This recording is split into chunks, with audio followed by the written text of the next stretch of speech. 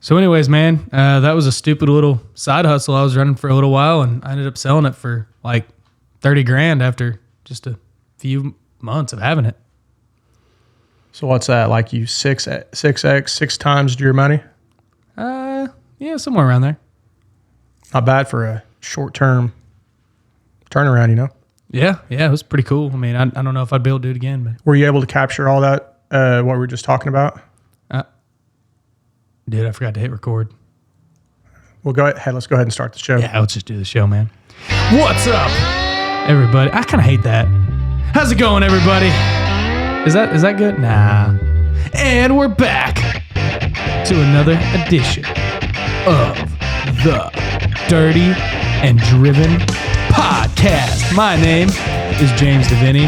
I am your host on this fine episode today, Tuesday. And it is actually Tuesday while we're recording. Let me bring in the talent here, Mr. Casey B. How are you? Good, man. Doing good. Today, we're running late on the show because we have lives and we haven't been around each other. And so now here we are, the day it's releasing on a Tuesday at 5 p.m. because that's when we had time to record this week. So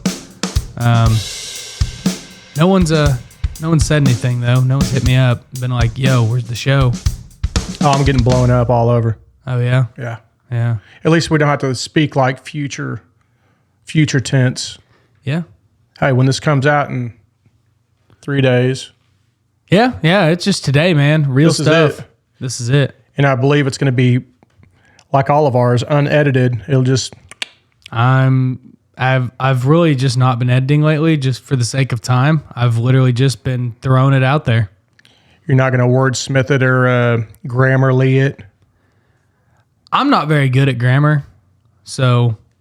That's the benefit of Grammarly. What is Grammarly? Is that like you put it in a deal and it tells you? Yeah, it's that app that not only, I've never used it, but it proofreads your stuff, but then also it makes things, I'm understanding, in the right context to use it in the right tone and all that stuff. It's not just an app that spell checks for you. Oh, interesting. Yeah. I use Chat GPT for that sometimes. That's what I was going to think. I mean, I'm sure that's some form of, if I want to sound smart, AI. So artificial intelligence, for those of you who don't know what AI is. Yeah. It's next level stuff. But yeah, man, we are back. I was gone over the weekend to Denver, Colorado. What were you doing in Denver, James? I'm glad you asked, Casey. We recorded a great call-in podcast episode with Mr. Brian Dannenberger, old Big Smallsy. We sat down to bar, him and I, and we drank beer at 10:30 in the morning and took calls from the listeners, and it was a hell of a time. So thanks, everybody who called in. We didn't get to everybody, and I apologize for that. We just ran out of time. But Casey and I are going to do that again pretty soon. Maybe next month or so. That's good. That's good that you're wanting to involve me, man. Yeah. Always want to involve you. How was the establishment that y'all were at? Were they cool with you having mics set up there? Oh, yeah, they were cool as fuck, dude. Really? Yeah. Did they join in? Yeah, the bartender actually called in. She called in from like 10 feet away? Yeah. I thought it was someone else. I was like, who is this? And she goes, it's Norma Jean. I was like, she's just, and I look over, she's just waving. I was like, nice. She's cool. You'll hear some cool stories about her on that show, man. She's a hell of a bartender. Really did us some solids. It was a good time. Was her last name Davy? It was Jean. Or it might have been something else. I don't know. But wasn't that Marilyn Monroe's full name? Norma Jean Davy or something? They changed it to Marilyn Monroe. Oh, I didn't know that. Yeah. And I could be wrong, but yeah. But you could also be right. Yeah. 80-20. 80-20. What were her measurements? If I'm guessing, she was probably a natural 38. Waist was a little bigger, so it'd have been about a 26 or 28, and then probably about 36 hips. I was listening to that song "Whole Lotta Rosie" by AC/DC the other day, and I was thinking of you, man. He's just sitting there yelling out dimensions. Yeah. And I was like, this guy's just yelling numbers. 36, 24, 32. Or whatever it was. He's just throwing out some numbers, and that's a good song, man. Yeah, this is an educational podcast because you never know when you're going to be questioned about numbers like that. That's true. Speaking of education and this podcast, dude, we got to give a shout out to our boy, Old Debo, man. Debo. He's doing it. He's doing it. Yeah, man. If you didn't see our Instagram post, go check it out. It's pretty cool. He's a special ed teacher in Texas, and he put his bulletin board up outside his classroom, and he put Gain, Train, Retain, Dirty and Driven podcast. And he said that there's going to be, he said a couple thousand people would walk by it every day, which is pretty cool, man. And like I said on the Instagram post, this isn't a podcast for children. A lot of parents, I know if my mom would have heard me listening to this podcast when I was like in high school, she probably would have been like, what in the world are you listening to? But it's like I said, man, this is not the show for, your normies who fit in and are going to go live that regular life and blah, blah, blah. This is for the people who need something different. Yeah. The outcasts and misfits and whatnot. The real lifers. Yeah. The people that, not to say that, if you're college bound and straight laced and all that, you wouldn't want to listen to this, but it's for the people who are weird and proud. We're pretty weird. So I thought that was cool, man. When I saw that, I just was, that was the coolest thing I've seen a listener do for us. And we've had some listeners do some cool things for us, but that really tugs at your heartstrings when you see that. He's living it, man. Yeah. Yeah. And dude, I just love seeing teachers and more prevalent, the more conversations I have with teachers. I've had a lot of conversations with teachers the last few months, and more teachers are starting to realize, like, dude, we don't have to push college so hard anymore. Yeah. And I'm very thankful for that. There's still a lot of teachers that are, well, you don't want to end up like that construction worker out there. But there's a lot of teachers that are like, you know what? There's a lot of kids that are not college bound. So we can either help them find their way, or they can go out and live a life of crime and jail and stuff like that. Yeah, that's the way it should be. And, if unfortunately, if children don't have guidance at the house with whoever's raising them, the second best spot, unfortunately, is the education system, to where they spend most of their time during the day is, around teachers and stuff. So if teachers can hopefully give them guidance on setting them up for the future, it's a good thing. Well, and for some kids, that's the only thing they have is a teacher that is good to them and nice to them. Yeah. That's the only positive role models they may have in their life. And that's unfortunate circumstance. And people want to say, well, how come our schools don't teach our kids X? Well, your schools can't teach your kids everything because they don't have enough one-on-one time with them. Okay. Yeah, and it's not your school's responsibility to raise your children and teach them right from wrong. Right. And I what I like about what he's doing is, he's not raising these kids. He's being a positive mentor as much as he can in a kid's life. He's around some of these kids maybe an hour a day max. And that might be the best hour of their day for all we know. But he's at least providing an option and a funnel for them to look into. They might say, well, I never even considered the construction industry. And then they go find a place that will hire him, or they might talk to him and say, hey, I'm kind of interested in the trades. Or, it may not be the trades either. It might be the military. It might be manufacturing. It might be something totally different. And, he can point them in the right direction and say, well, here's how you try it out. I think there's a lot more.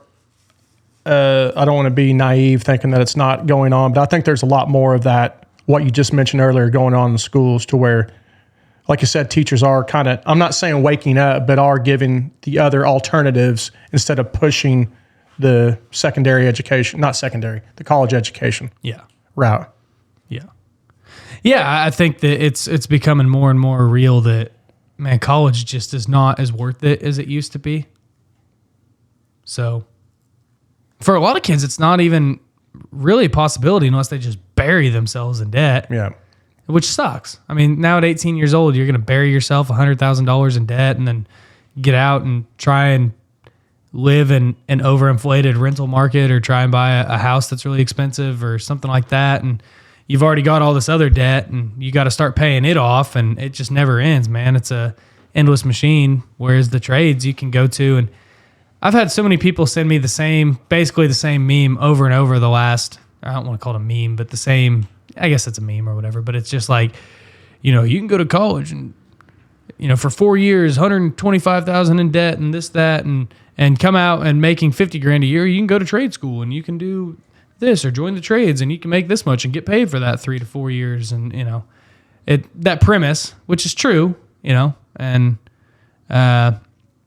it's just good for kids to have options. I hate any sort of education system that says it's this way or you're a loser.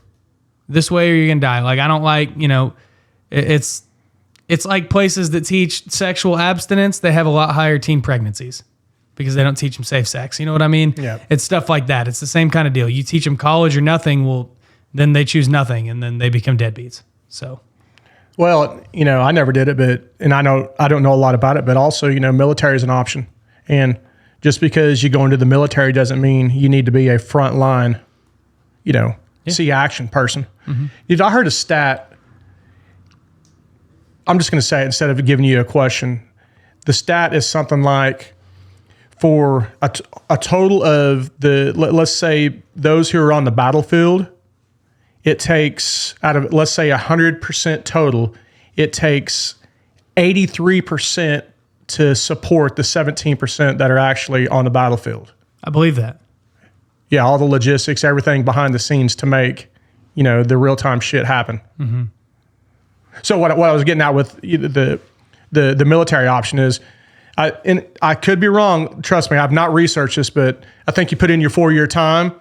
Once after 4 years and you come out with a GI Bill, have your money for, if you did want to do, the college education or educations of sort, and who knows, while you're in the military, you might have found your way, you might have found your niche, whether it's in engineering or whatever it is, communications.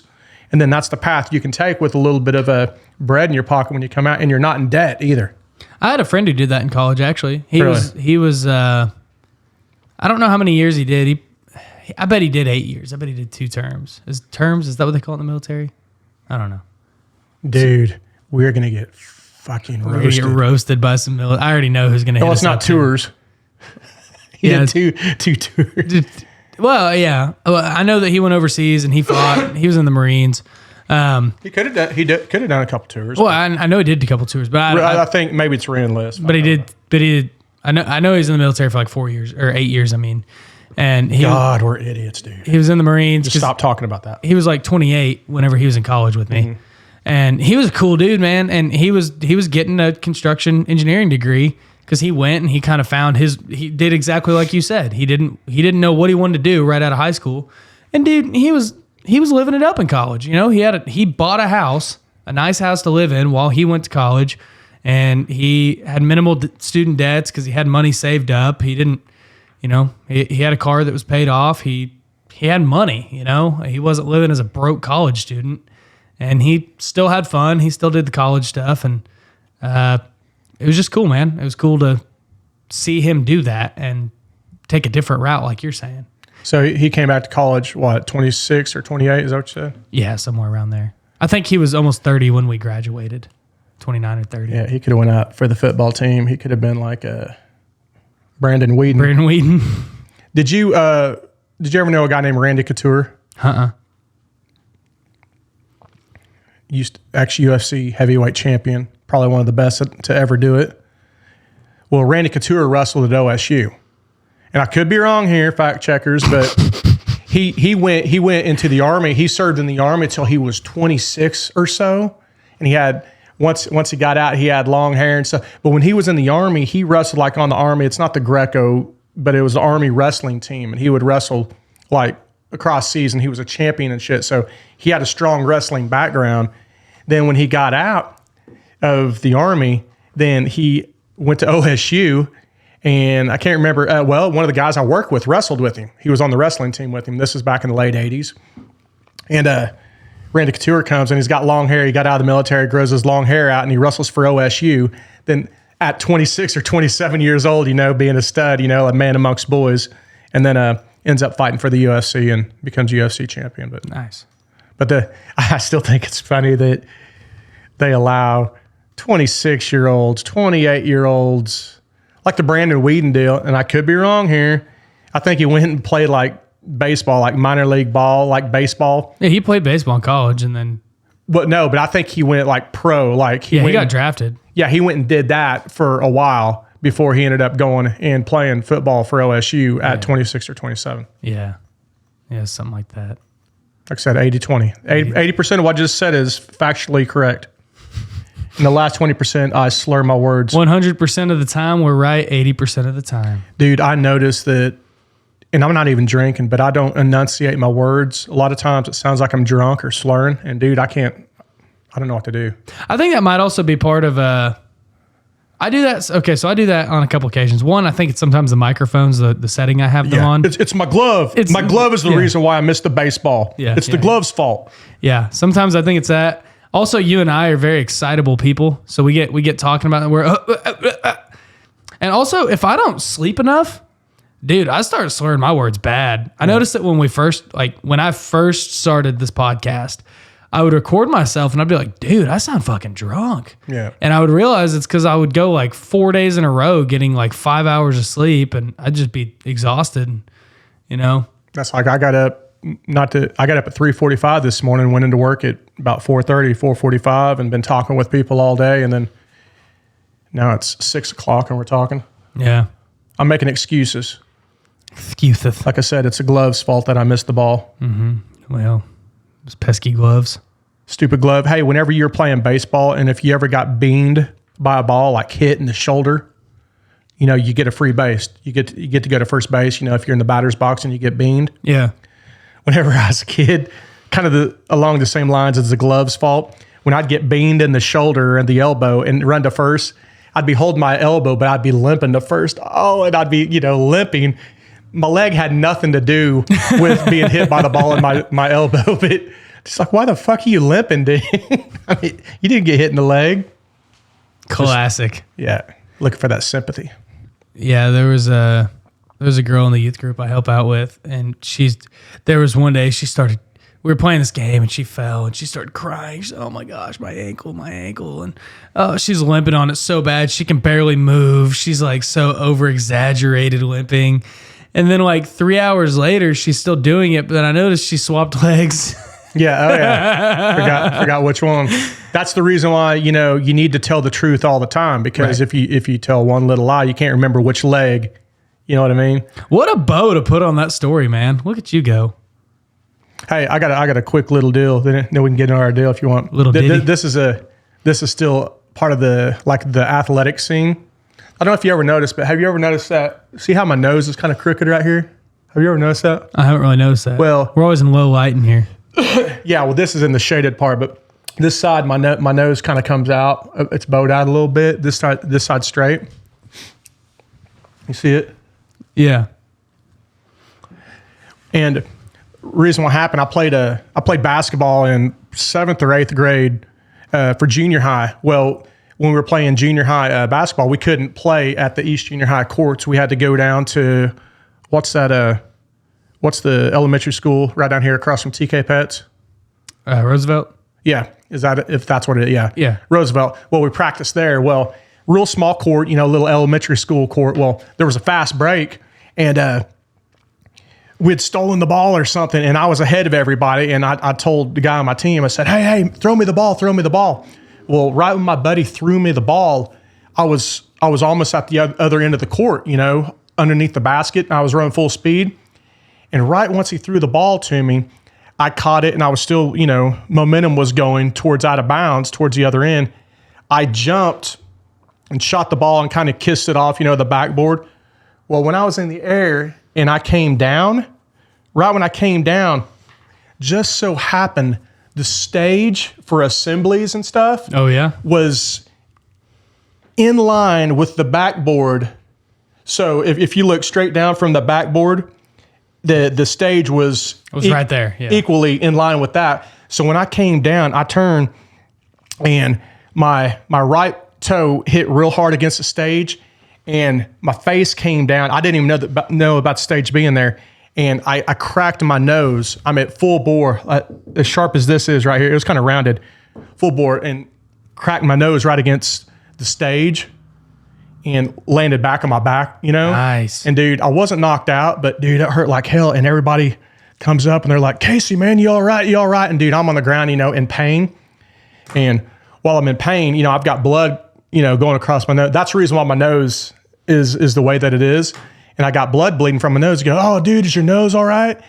And dude, my nose didn't hurt, but my damn toe on my right foot, my big toe, my thumb toe, that mo freaker was in so much pain. And I had some of these cheap ass high tops. They weren't 3/4, but they were laced up tight. They were all the way up.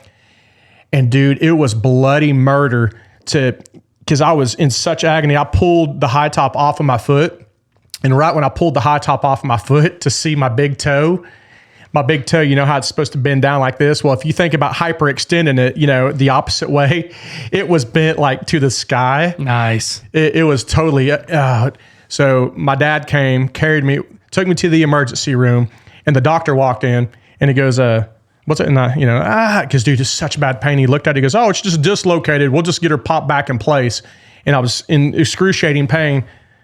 No medicine, no shots, no nothing. I grabbed onto the side of those bed rails, you know, and he grabbed a hold of my toe with his hand right there. He just is already painful and just popped that fucker back in place, dude. Needless to say, the next 2 weeks, that ain't no one stepping on my bunions because that damn thing. I mean, I could feel my heart beating my big toe, you know? Yeah. I've got so many little childhood sports and otherwise injuries. So we should have gotten with a good personal injury lawyer and sued the school because they had no protective matting on that on the stage or nothing, man. Yeah. Did you sign a waiver, though? No, well, but as my dad always says, those waivers don't really mean much. Your parents, you know, parents might have when they sign you up for sports in school, that there might be a little clause, you know, on the last page, you know, in probably like 4 font, super duper small, that you need a magnifying glass that says if your child is injured by a stage being directly underneath the basketball goal, then it's not on us. It's not our liability. Yeah, I'm sure that was on there. Maybe not, though. Dude, let's go after him for reparations. Yeah, and there's not a, what's it called? I mean, our studio's upstairs of a personal injury attorney's office, so, I mean, let's go sue for reparations, man. What's it called? Not the point of no return, but after 2 years, the window where you can't sue. Oh, statute of limitations? Yeah. Point of no return? You know what I mean? I mean, you got it, right? But maybe there's not one on that. Maybe you can't do that with children. Maybe there's no statute. Well, what you need to come back to is say, I have chronic toe pain because of it. Well, I have facial disfigurement. Yeah. And that could have, you know, I could have had a concussion. That's the reason why I glitch every now and then. That's why a lot of guys that have worked for one company for a long time, like an equipment operator or something like that, if towards the end of their career, they'll lawyer up and they'll go get a work comp claim for, you know, back injury or, you know, something, because it's like, well, dude, this is from running heavy equipment forever, yep. You know, from you. And a lot of guys don't do that because they're like, they're like, yeah, this place taking care of me. But there's a lot of guys that, dude, they come out and they say, man, fuck this place. And they get their money. Yeah, we had a guy retiring a couple of years ago, and towards the end, he was getting all of his surgeries done, you know, while he's still, you know, on the benefits package. And towards the last few months, he kind of started, man, I don't know if it, just recently, and he would be coughing. I don't know if there's mold in the air, but I'm in here 12 hours. And I was like, oh, here he goes. He's getting this emphysema or whatever case going right now, you know. He hasn't coughed for 30 years, but, you know, his last few months, he's starting to cough up a little bit. Yeah. Yeah, it's classic, man. I've seen that. Well, I'll call this guy my uncle. I mean, he's not related to me, but we've always called him that.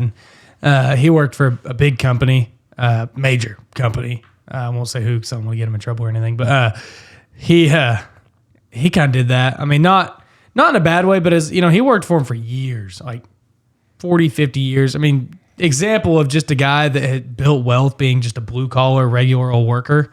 It was a manufacturing distribution company. You know, he just started at the bottom and worked his way up, and he didn't even work his way up very high. I mean, he was just, you know, he was like a floor foreman or something like that. And but good example of that. But, you know, he started having some serious back injuries. And so he ended up taking out work comp claims because the company had been bought and sold. And after they sold, he said that they really sucked to work for. Like they just became like hateful people. And he goes, man, it's time for me to retire. And, you know, before he retired, he was complaining to my dad or something about, you know, because I've been doing this, my back's real messed up. My dad's like, here's my card. You know what I mean? Like, he's like, we can get that taken care of. And so he ended up doing that. And he's been retired for like 5 years, 6 years now. And he's still going through all the lawsuits and this and that and getting his work comp checks and things like that. But it's out there if you want it, I guess. Wouldn't it be something if they could expedite the legal system? They won't. The same as with expediting citizenship for the U.S. Well, so I know that like how the work comp stuff works, like with my dad, I mean, they try to expedite that because my dad gets paid percentage for work comp and personal injury stuff. He doesn't get paid like he gets paid per case, basically. He doesn't get paid per hour. Yeah. Now, the defense attorney, he's probably getting paid per hour. Yeah. Well, what they'll do is they'll work on a percentage where people won't have to pay. I can't remember what that's called, but they'll work on the percentage. A lot of it's like 30 or 40% or whatever. Hey, no money out of your pocket, but if we win the case, we get X amount. I had to deal with that with an insurance claim on a building we used to own. Big insurance claim. We went in and we were under the assumption that it was a third that the lawyer was going to get. Okay, so once we agreed to a settlement, we're like, all right, easy math. Just put it in the calculator and multiply it times 0.33, and whatever's left over is the take home, right? The bag. Well, just so happens what lawyers also do that you don't know is you have your 33% here. Yeah, but you have clerical fees and you have operating costs for the office. And, each one of these pieces of paper, are 50 cents. And we did 2,000 pieces of paper, so there's $1,000, and it just all of this other stuff. And they docked us pretty good for all these kind of little hidden, shipping and handling fees. Nickeling and diming. Well, you know how it is. If you order something, it's only $9.99. Dude, that's a great deal. Well, they charge you $30 for shipping and handling. Right, you know what I mean? They get you somehow. Only 7 low payments of $49.99. And I'm not saying that all lawyers are that way, okay? Because there's some really good ones, especially the ones that operate underneath us where we're having this discussion, man. Yeah, they got the cameras on here right now. Oh, yeah, lawyers are not bad. Yeah. They can hear us underneath the Dude, you know what I did one time? I know we got to get to our deal, but we went into the home furnishing place up there on the North 14th. You know what I'm talking about? Mm-hmm. Went in there and we really liked this sectional, these lazy boys, all this good stuff. And, it was like $3,500 for the two deals. And it was a chunk of money.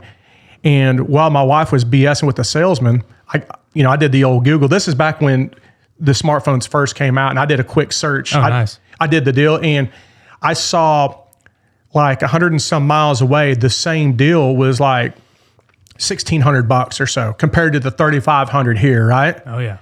And I told my wife, I said, "You see this?" And so we were negotiating with the salesman. Negotiating. Yeah, and we were like, "Hey man, is that your bottom dollar?" "Oh man, it's pretty tough. I might be able to come off a couple hundred, but that's pretty tough." "All right, just do what you can." Well, while he was doing what he could, either before then or right after, he goes, "Well, let me go talk with my sales manager." So he left. While we're sitting in this office, right, that has one of them, fancy phones with all the microphone and all the speaker shit. I'm talking with my wife, and I said, "Hey," "look at that phone. They can hear us. I guarantee you, they hear, what the husband and wife, are doing, and they're back there listening to what."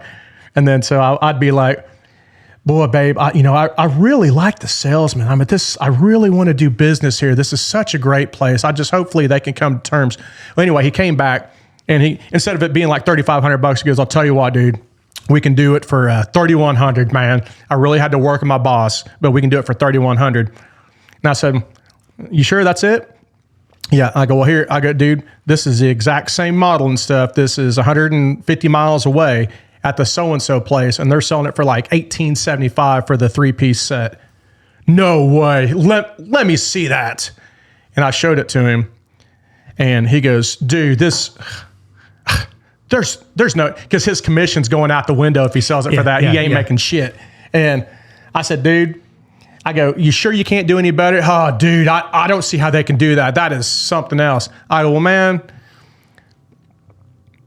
I go, here's the deal, dude. I'm going to be straight. I'm going to be straight with you. I know you got to make some money. I get it. I've been in sales before.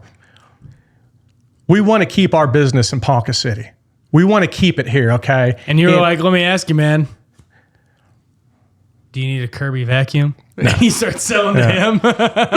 Just turn the tables. But I said, dude, I understand. We're a small town, and it's tough to compete with the bigger towns. I get that. And is it really worth my time for me to drive an hour and a half or 2 hours there, get it loaded, and come back 5 hours out of my day at X amount, and all the vehicle, all the wear and tear? You sure you can't get a little closer to this? I mean, you sure you can't do that? Because I'd like to keep my business here, man. Dude, let me go talk. He went and talked to his boss, and he came back. He goes, can you show me that? Can you send that to me so I can send it to my boss? Sure enough, they came back, and instead of it being, to matching the $1,875, it was like $2,100 compared to like the $3,500 or so. Yeah. And I said, dude, you got to deal. Well, anyway, when they were back there talking, I played that trick again. The reason why I brought up the story was they're listening, right? Listening.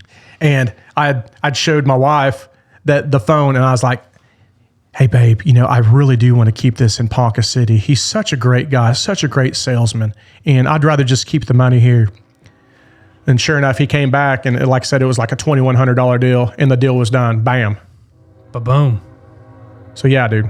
I guarantee you, dude, that they listen to you when they stick you in a little office where there's an obvious phone that could maybe have it, or mics. They gotta listen.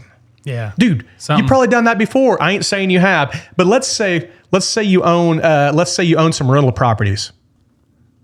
Let's say you own some Airbnbs. Let's say you have your own personal house, and you're showing your house to a prospective buyer, right? Yeah.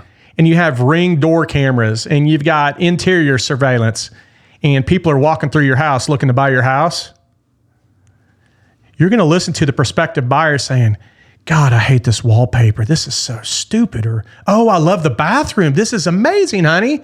You get to hear all the dirt, man. Mm-hmm. So that's the same as them salespeople. Oh yeah. Well, I do that with my Airbnbs. Well, I wasn't acute. I mean, on the front door, I don't have any inside the house. I wasn't insinuating. But at the front door, oh yeah. Well, what was that thing that I installed in the bathroom for you in the exhaust vent? Don't you worry about that. Don't ask. No questions. Ask. Whoa. Don't ask. Why does the preacher have to drive a nice car? Huh? Don't ask. Why does the preacher have to have him a nice house? Huh? Don't ask. Don't ask. No questions. Also, that same furniture store, speaking of Airbnbs and that furniture store, I had a salesman fall in love with me there because I bought like a bunch of stuff in like a 2-week span because I bought a new house that I was turning into an Airbnb. And then I was also furnishing the upstairs of my house. And I was just going and buying some cheap beds and stuff like that. I was mainly just buying everything at their discount center, but it was like the same girl. And every time I went in, and then, it started out just real nice and stuff. But like by the end of it, because I made like 5 trips there to get different stuff. And it was, by the end of it, it was like, so what are you doing with all this? And what are you, and it's just like getting real flirty. And I was like, okay, easy. Oh, hey man, I'm gonna pause this real quick. We got someone trying to come in, and we're back after a brief intermission. We had our interior designer coming up to say hi to us. Here goes my tough word that I tried to use the other day. He's a very integral part of our community. Yes, very. Meaning the Ponca City community. Yes. Yes. And seeing the dude in action, that you're talking about being surrounded by somebody with not a mental capacity, but a super duper, just smart, intelligent person. You know what's cool about guy's a him? stud. You would never know that he's like the president of a company as big as he is. Yeah. Even whenever we were sitting in his office, it just didn't feel like Yeah. it. You know, he's just so cool, laid back guy. That's what's great about, as I said before, about people being relatable. You know what I mean? Yeah. Instead of, looking down their nose or that shit. Yeah. It's awesome. You know, he received one of the best compliments I've ever heard anybody, I think, give.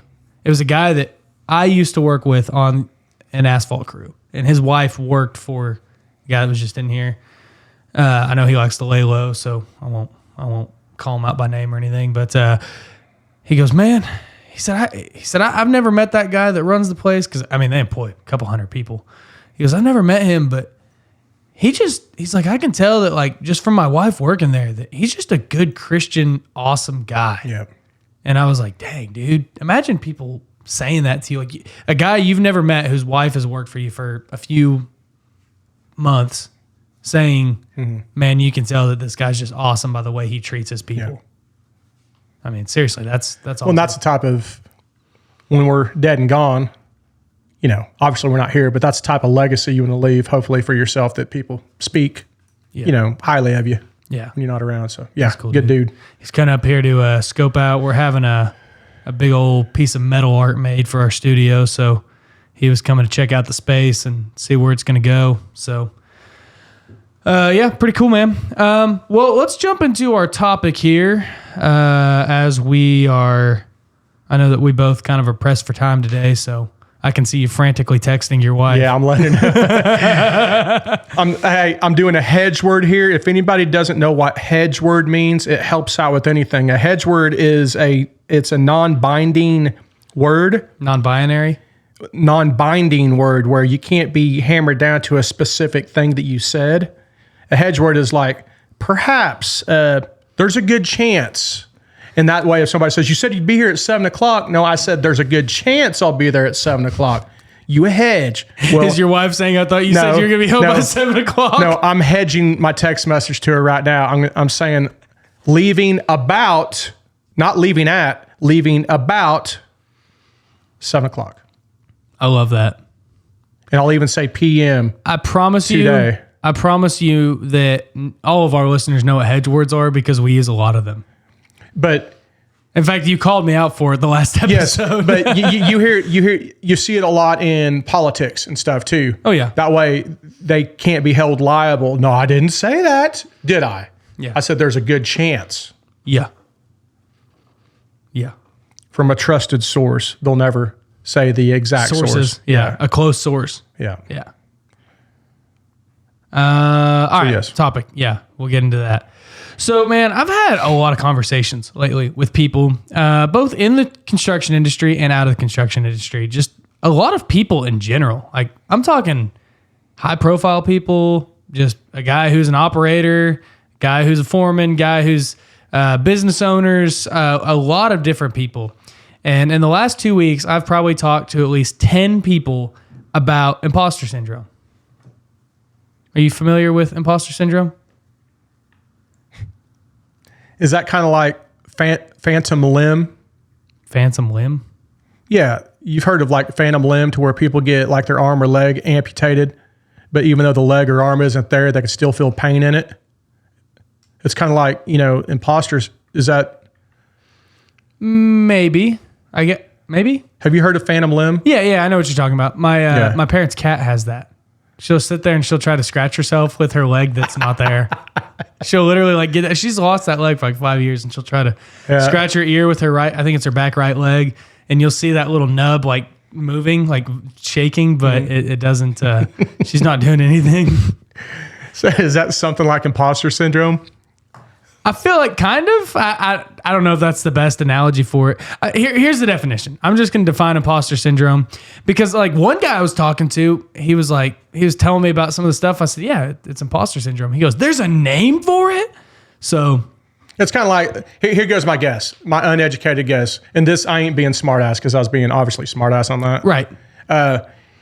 get to a certain status or a certain notoriety and feeling that you don't belong there, feeling that, dude, this all came on too quick, and maybe, I'm not the type of person that I really think I should be. You don't deserve your accomplishments. Yes. Yeah. Yeah. That's kind of what it is, right? Thanks for helping me out. We finished each other's sandwiches. Yes. You know what that was offer? That was Frozen, yes. Yeah, Frozen. I'm well aware. The dictionary definition of imposter syndrome is the persistent inability to believe that one's success is deserved or has been legitimately achieved as a result of one's own effort or skills. So yeah, exactly what Sweet. you just said. So I like Phantom Whim. Yeah. Yeah. So I was going to make a circumcision joke, but I won't. Yeah, there's some type of joke there, kind of like a phantom limb. Man, I still feel like I got the skin wrapped around it, but maybe it's not. Should I? I still feel like I need to peel it back. Oh, wait, never mind. It's just poison ivy. Pale Mela way. So anyways, all right. Serious time, right? Ish. Well, it could be serious. Hear that hedge word? There you go. There you go. Good job. Yeah, I was. Or it could not. You do that. It might not. We might just continue down the rabbit hole. Anyways, all right. A lot of people have this, dude. And in fact, most people who achieve like even anything, whether it be big or small, I would say a lot of people have this. If you are progressing in life and doing things, you probably have some sort of imposter syndrome. Really. And some people do, they struggle with it, man. I mean, I know that like me personally, just to kind of tell you a little bit about like why it's kind of cool to me to talk about this is because it's probably one of my biggest issues that brings on like some sort of like mental health problem or occasional depression, frankly, is imposter syndrome, dude. I know I've told the story before about like, I bought 2 rent houses at the beginning of this year. And it sent me down like this weird spiral, dude. I should have been happier than hell. I closed on it. And as soon as I walked back out in the parking lot, I started bawling my eyes out because I was like, what the fuck, dude? Like, I don't even know why. And it's like, I was talking to another guy and he had bought a brand new piece of equipment for his company. And he's like, dude, as soon as I bought it, I walked outside and I threw up. He goes, I was scared shitless. He's like, what the hell did I just do? It's stuff like that. And I do it a lot with my job. It's like, there's times where I'll win a bid. Hell, I did it last week, man. I'm competing against 2 very prominent companies in the state on this bid, a highway bid. And I win by like 2%, And like, at first I felt really good. I'm like, yes, dude, thank the Lord. I'm so glad we won this. But then it was like, I don't know, man. You're like, dude, I'm not as good as these guys. Well, how did I win this? Why did I get this bid? Why did I get, you start questioning yourself, right? So that's kind of along the lines of what imposter syndrome is. Or sometimes you sit in a room with people that are, you think, perceived as better than you or higher class than you or higher achieving than you. And it's just a weird feeling, man. I think it's good to have, I don't know if it's imposter syndrome, but I think it's good to question yourself like that at times, because the third part of dirty and driven, or the second part, I guess, is being driven. So that's what'll drive you to, you either have to make this work or you're going to fail. So when you're questioning things like that, hey, okay, we got the bid. Now it's time to put the big boy britches on and deliver with what we just got, like with your house's situation. That shit happens all the time, man. There's a first time for everything, and you got to suck it up and make it work. Because if not, what's the alternative? Well, the hard part for me on that, was on paper, I shouldn't have bought those. Like, I didn't have the money to do it, and I literally came up with the money last minute, and it was like, oh. And it ended up, in your head, I think that where I battle the most with it, and I would say this is probably where a lot of people fall into, is you do something that most people look at and they say, oh my gosh, that's such a big accomplishment. How'd you ever do that? I can't believe that. That's so great. And people are like, whether people are giving you praise or whether it's just a societal, you look at others and you're like, man, I heard how much this guy struggled or that guy struggled, but it wasn't that hard. That is where I struggle with it, is whenever I do something and I end up going, that was pretty easy. Or you break it down into steps and you just do little by little by little by little. And the next thing you know, you turn around and you're like, why do I deserve all this? Well, that's good when you look back at something that you've accomplished or have gotten done, and you look back and you say, man, that wasn't as difficult as I thought it would be. That happens with me at times. Instead of addressing a certain situation, I'll have stuff go through my mind. I'll just eat it myself. It'll just stress me out instead of making that phone call. Yes. The little 30-second, 1-minute phone call, and the sense of relief that I got it addressed, or I won that bid, or I closed this deal out, or what. It's sometimes you can make things a lot mountains out of molehills in your mind instead of just dealing with it directly. See what I'm saying? Yeah. Well, yeah. I mean, most things like this are a mental battle, right? Yeah. I mean, you're perceiving yourself as I'm not good enough. Yeah. And yet I did this. It's kind of like whenever people like that I don't know hit us up about Dirty and Driven, and they're like, dude, this is cool. This is awesome. I love being a part of this community. It's, stuff like that. They're praising the deal, and you go, or like you look at the stats and we do pretty well. And it's like, people are like actually listening to us. Like we're a couple buffoons. And you just kind of get that deal of like, why would people ever actually like sit down and listen to you and I talk? But then also looking at that, are you satisfied with where you're at, or do you want to be literally driven and go to bigger and better things with what you've got, what you have started here? Right. So that's looking at everything else. I mean, I think drive helps all of us in life, no matter if it's, I can do the personal, the household, taking care of things that you should take care of. Drive's very important, and I don't know how that really ties into the imposter deal. Well, I think that people with drive develop imposter syndrome because it really and truly what I've learned in my short amount of time on this earth is to achieve anything isn't really that hard. It's just a matter of buckling down and doing it. Yeah. Right? You want to start your own company. Okay, you just go out and you get a few jobs, you knock on some doors, you make some phone calls, you do the work. At the end of the day, you look back and in the time it might be hell. I mean, it might be really hard in that moment. But then you look back and you say, man, that wasn't that hard. And you look back 5 years from now and you look back and you go, man, that was really easy. I wish that was the problem I was dealing with now, And you do the work, you put the work in, but you don't always acknowledge the fact that you did work because like you get on social media, and I think that this fuels it, man. You get on social media and people are like, oh my gosh, I did this and I was going through this and it was just so hard. It was such a hard process. I've never had to do this before and it was just hell. Well, and it's people who haven't really done that much. They're just talking shit for attention. And then you do something and you're like, well, man, all I did was like just follow the steps. I just filled out the paperwork. I made the phone calls. I went and did the job. Like it was just step by step. It wasn't that hard. Why did this come so easy? And, I don't deserve this. Everybody else struggled for this, but. Well, and some people can look at it too as, dude, I deserve where I'm at, where it's where I work for the pipeline or what I do dude, I don't think I'm an imposter. I think everything that I've gotten, I've deserved because hard work has paid off. I mean, it's two different ways to look at things. Like, think about the first time that you did an estimate or a bid for the company that you work for. It was probably rough. I mean, you probably, by the time you put it all, I'm sure you had some guidance, but by the time you sent that email or put that bid in whoever else's hand, you're probably like, oh shit. Yeah.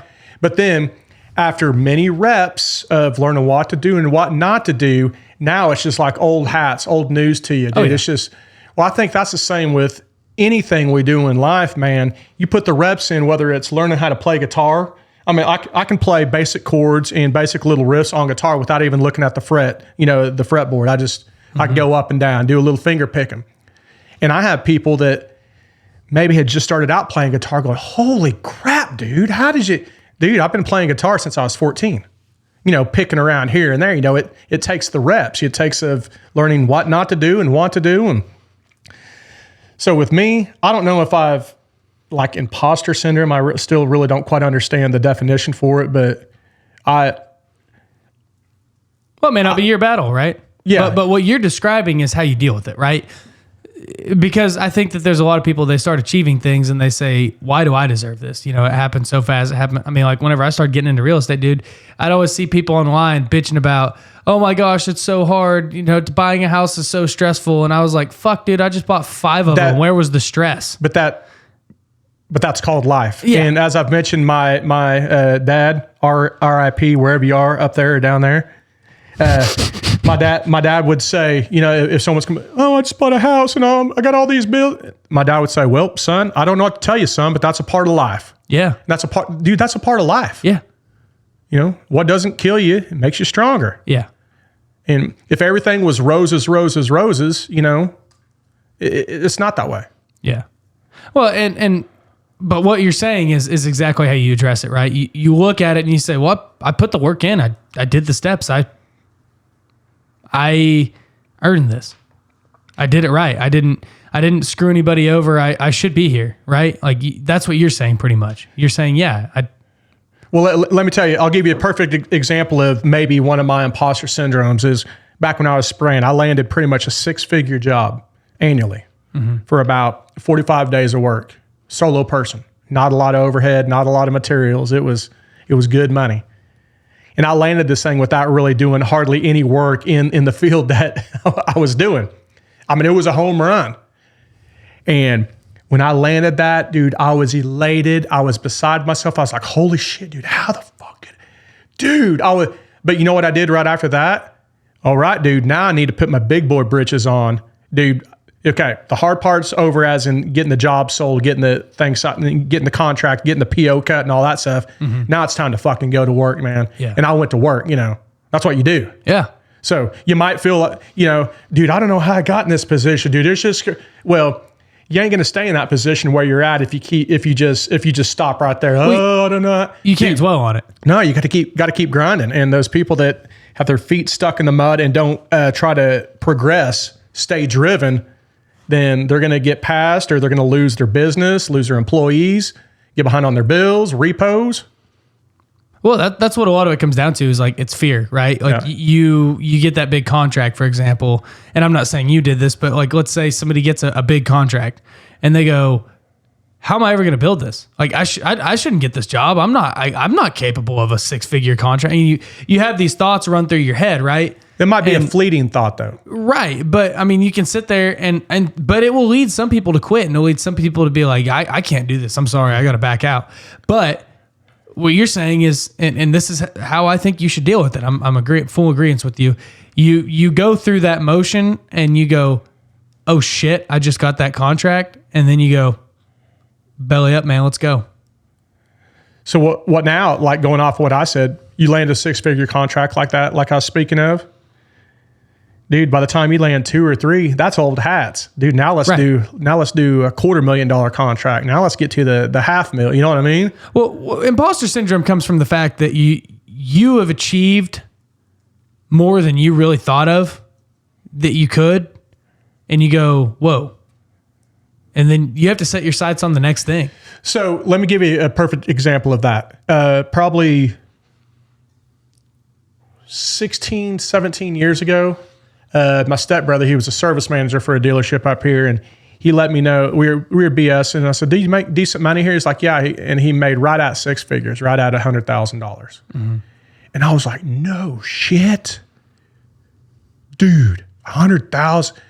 You know, this is in 2005 or 6, somewhere around there. I was still framing, doing all that work, and I was beside it because that seemed untouchable. You know what I mean? It's like that was such a.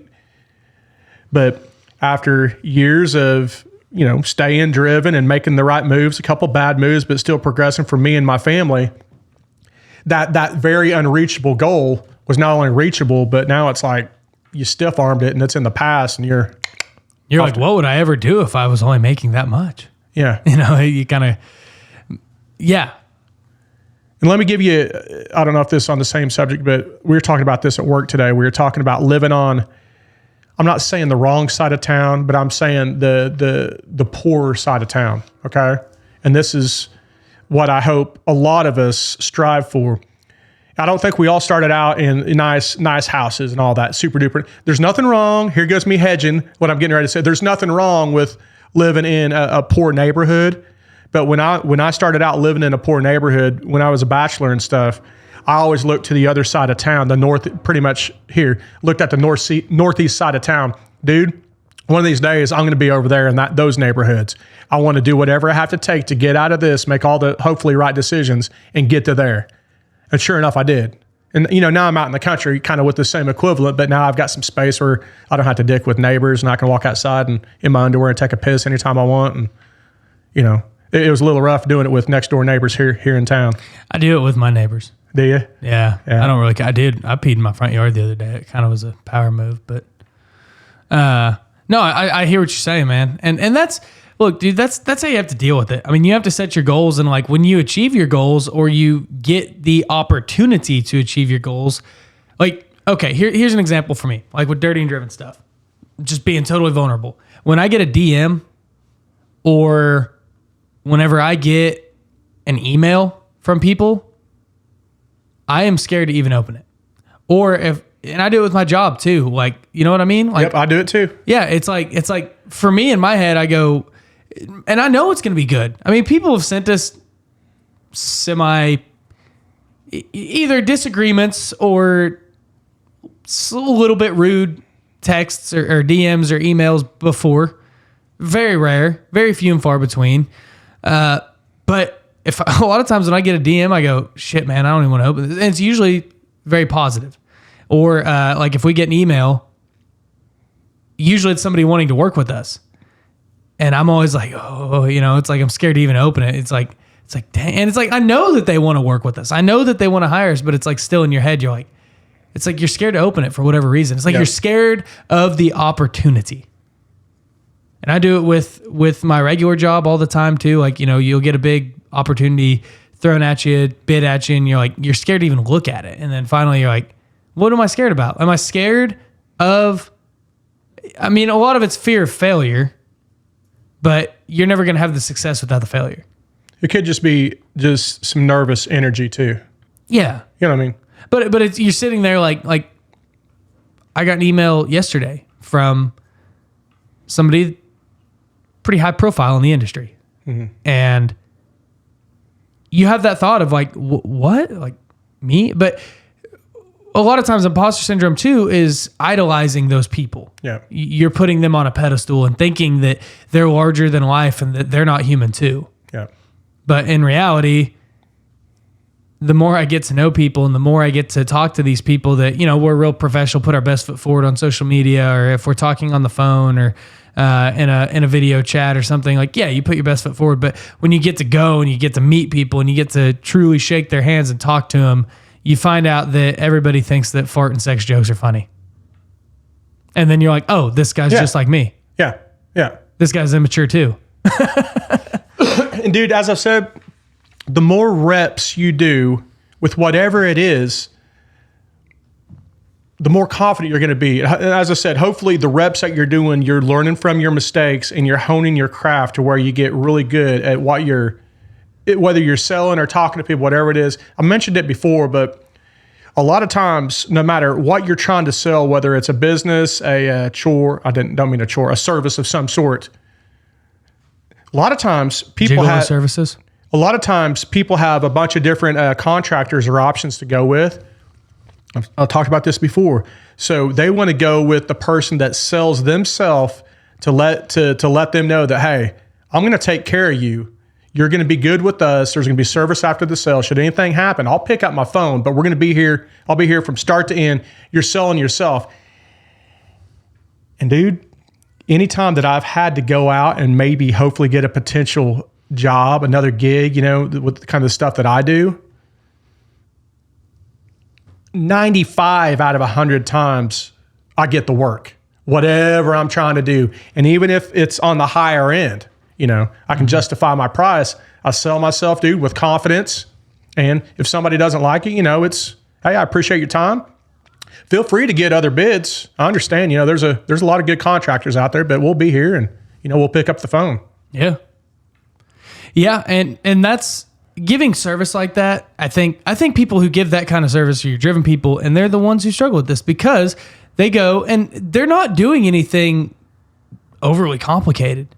I mean, if you really want to dumb down everything in this world, nothing is that hard to accomplish if you just step by step, right? Yeah. And you do the little things. And what you're saying, Casey, and I know because, I mean, you are not only a friend and a co-host on the show, but you are also my top contractor, right? Hell You yeah. do a lot of shit for me. And you do a lot of things that most guys won't do. And that's, other than emailing me dick pics, I mean, sorry, I had to slip something in there. You just do things that other men won't. I mean, it's good service. I mean, seriously. I mean, it's checking in a couple days after saying, hey, is everything working right? It's, hey, I've got a problem. Oh, hey, all right, how can we fix it? It's attentiveness, it's responsiveness, it's communication. It's things that to guys like you and I are just like no-brainers, right? Yeah. It's just part of it. Yeah, you call the customer before you show up at their house. But what's sad is, I'm not saying sad, but what's maybe sad is the common sense stuff to what you and I are talking about. It's not common in business. It's not common. And if you're my customer and you're calling, hopefully you're calling, to take me out to lunch or something. But if you're calling, you probably have an issue. A lot of times it's a 911, it's an emergency issue, and you hope that I pick up that phone. Mm-hmm. If not, text me, immediately, and there's value in that for you to be answering whenever the customer gets a hold of you. Right. Well, think about it like this too. Like you walk into a brick and mortar store, like a local small mom and pop shop. Everybody wants to say Walmart, Amazon ruin mom and pop stores. I actually disagree with that. I think that, sure, to an extent, the convenience, but a lot of mom and pop shops closed because they had horrible customer service. You walk in, they were just bitter at life. They don't want to be there and stuff like that, and they can't compete. And they're fucking Walmart and Amazon, they ruined me. And we had to close our doors because of it. We can't find no help and they have all that stuff there, but they didn't offer a good service or a good product or a good price. And then you go to some that you're like, dude, I don't want to give Amazon or Walmart my business. I want to go shop with these people because they're awesome. And I love going in there. I love the experience. You have to sell the experience. And now we're talking about something totally different, I guess, but it all ties back in because when you give that experience to you, it's really effortless because you don't want to screw people over. You want people to like you and you want people to like your service and your company and say good things about you and get that word of mouth spread. And then they have a great experience. They tell their friend calls you, and then all of a sudden you're growing so much in size and you're like, well, hold on. I didn't do the stuff necessary to grow to this size, and that's where you start kind of beating yourself up a little bit and you go, well, and a lot of people, dude, I mean, I talk to a lot of people and I've had phone conversations with several people that listen to this show that are like, dude, I deal with this shit. They're like, I really deal with it. They're like, I don't know why I'm where I'm at in life right now. And it scares the shit out of me. And it's like, why do I deserve this? But it's like, this is what I want to say. And then we can wrap up because we're at an hour and I know you and I talked about What did I do to deserve this? What did I do to deserve this? So, hey, I know you're wrapping up, but talking about the imposter deal, this might be along the lines of it too. Let's say you do have a business and it's tough for you to be nice all day long to the people to come in, and you got to be. And then when they finally leave, you say, God, dude, it sucks being nice all day long. Well, right there, you're kind of being an imposter. Well, I'm not saying you have to be nice. You got to be real. This is where I'm going with it. Sorry. So I'm going along that line. But let's say if you're a good, genuine person with talking to people on the phone or customers that are walking in or dealing with a potential person, whatever the field is, if you're a genuinely good person, it's not difficult to do that because you ain't faking it. Right. So you're not being an imposter, is what I was getting at. Yeah, and so that's where I want to go to kind of wrap this up. So like if you struggle with imposter syndrome, and again, dude, I've struggled with it. I struggle with it to the point that literally I went and I have nothing against therapists. It's not necessarily my thing. All right. I think that people should go to them if they have mental health issues. I think that they can be a good tool. The first time I went to a therapist was because I was struggling hard with this. And therapist is also spelled the rapist if you look at it. Yes. Have you ever seen did you ever watch the show oh shit, now it's slipping my mind. I'll get there. I can't remember off the top of my head, but there was a one. He's like, I'm going to be an analyst and a therapist, and he called himself an analorapist, and he had a business card, and it said, it's like, call me the analorapist. It's spelled anal rapist. I can't remember. It was about a family that owned a construction company. I can't remember the name of the show. Someone's yelling at the freaking radio right now, like, it's the show. Sorry, it was on Netflix. But if you struggle with this, this is the first time I went to a therapist, and I went for a little while to kind of work through. And I didn't know that I was dealing with this, dude. I just was like struggling mental health wise, and I went in, and this is kind of what I deemed to be the source of the issue. Because I was like, man, dude, I'm young. I'm in a very big leadership role at a very big construction company, and I've got all this other stuff going on here. It's kind of whenever I was first starting the Dirty and Driven deal, but my real estate was taking off. As good things were happening in my life, and I was like, why am I so freaking depressed about this? Like, why do I was like, everything on paper is great, like picture perfect life. Why I have a beautiful wife. She's here, blah blah blah. Well, this is before I was married, but. Beautiful girlfriend, fiance, whatever she was at that time. And I was like, everything is perfect on paper. Why do I feel just depressed, man? And it really came down to this. So this is what I can say worked for me.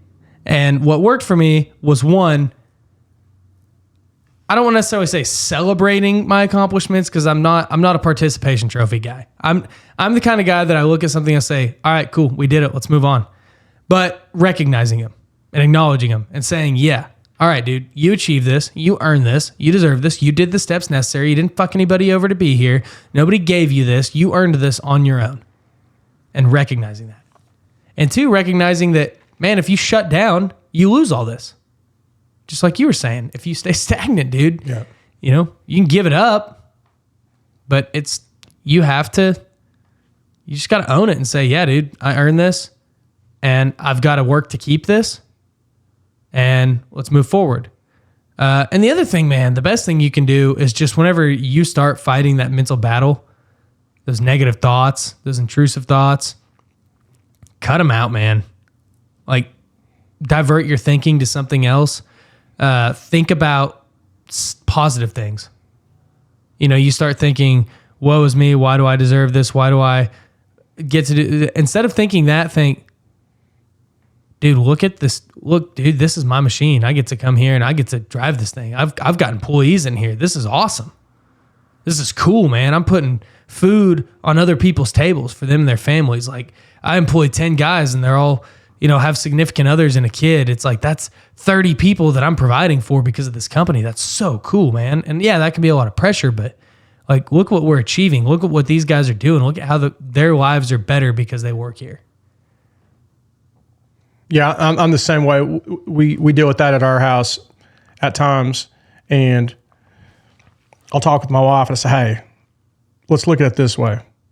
For one, look at our health. We're both healthy, right? Check. All right. Look at what we have. I mean, just with a healthy family, nice house, animals, all of that good stuff. There's a lot of people out there less fortunate than we are. We need to recognize that we're in a pretty dang good position. So yeah, let's be happy. And you were talking, I know we're going to wrap up, and I thought of something. You were talking about, I don't deserve this. Why, when all these good things are happening to me, why am I not happy? That's what you were saying a second ago, right? Yeah. Well, Wheeler Walker Jr. has a song kind of recognizes that same thing. And the song is called, I think it's titled, If My Dick Is Up, Why Am I So Down? And it's kind of along the same lines. Now, I mean, he has everything going for me, a good, perfect situation, but he's just down in the dumps. Yeah. So if y'all get a chance, check that song out, because I think it really strikes home and it hits a chord with what James and I are talking about. Yeah. Yeah.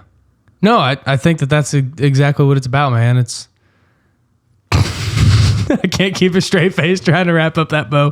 But yeah, man, just limit your actions and words and all that, and pay attention to what you say. Pay attention to how you act. And dude, also another big one, don't compare yourself to people.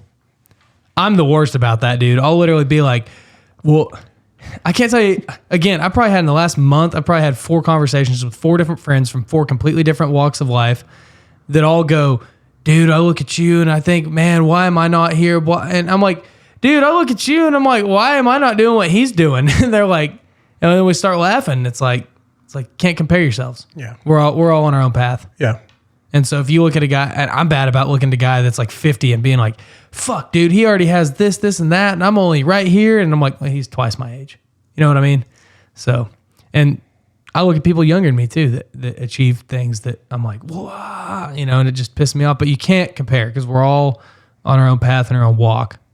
So, anyways, man, I don't know if we articulated this topic super well, but it was something I wanted to talk about because it's been very prevalent in my life and the life of those that I've talked to that interact with the show and interact with the Dirty and Driven company. And so I just wanted to throw it out there to see if maybe it provokes thought on somebody or helps them or initiates conversation that someone needs to have. Yeah, and if any of y'all have a phantom limb syndrome, post a picture, tag us on any one of the social media deals of your limb that is no longer there, and just kind of let us know what you're going through. I'd be curious to see that. Yeah. If you. What about phantom appendage? Because that could be, I guess, a limb appendage is kind of the same thing. I don't know. Yeah. I don't know if you have a phantom appendage. Can you have phantom organs? Like if you had a gallbladder removed? Maybe. Does your body still try to do gallbladder things?